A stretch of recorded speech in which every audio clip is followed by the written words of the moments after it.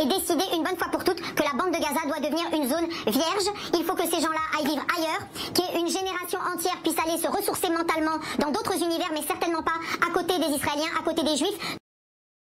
Qu'Annie Rose, la plupart des kidnappés ont été kidnappés par des civils et que Shiri, Kfir et Ariel ont été kidnappés par des civils. Oui. Les civils à Gaza sont autant responsables que les membres du Hamas et du djihad islamique. Tout cela devra à un moment ou à un autre être payé et être payé au prix fort. Et donc effectivement, on ne peut que soutenir le plan Trump et décider une bonne fois pour toutes que la bande de Gaza doit devenir une zone vierge. Il faut que ces gens-là aillent vivre ailleurs, qu'une génération entière puisse aller se ressourcer mentalement dans d'autres univers, mais certainement pas à côté des Israéliens, à côté des Juifs, qu'ils veulent de toute façon éradiquer, exterminer. C'est terminé ce temps-là, ce temps est terminé, il faut récupérer tous les otages et une fois que tous les otages seront récupérés, il faut vider la bande de Gaza. La matrice anti-judaïque, elle est constitutive de l'islam. Et c'est pour ça que la naïveté de certains qui viennent nous raconter la sérénade et on est cousins, Ismaël, Ishmaël et Al-Andalus et compagnie, tout ça, c'est de la mythologie. Il faut aller gratter derrière la mythologie pour voir ce que c'est que la réalité historique.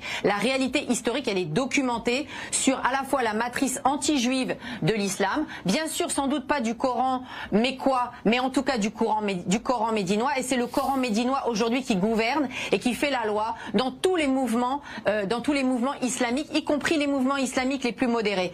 Parce que nous avons vécu dans un pays qui le 8 octobre a commencé déjà le négationnisme.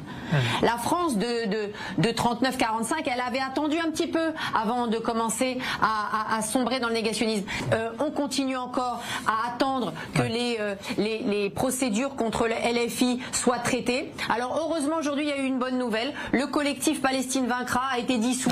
Mais rassurons-nous, ils vont vite se reconstituer. Et puis Rima Hassan doit pleurer parce que son cher ami Georges Ibrahim Abdallah reste en prison. Qu'il y reste jusqu'à la fin de ses jours.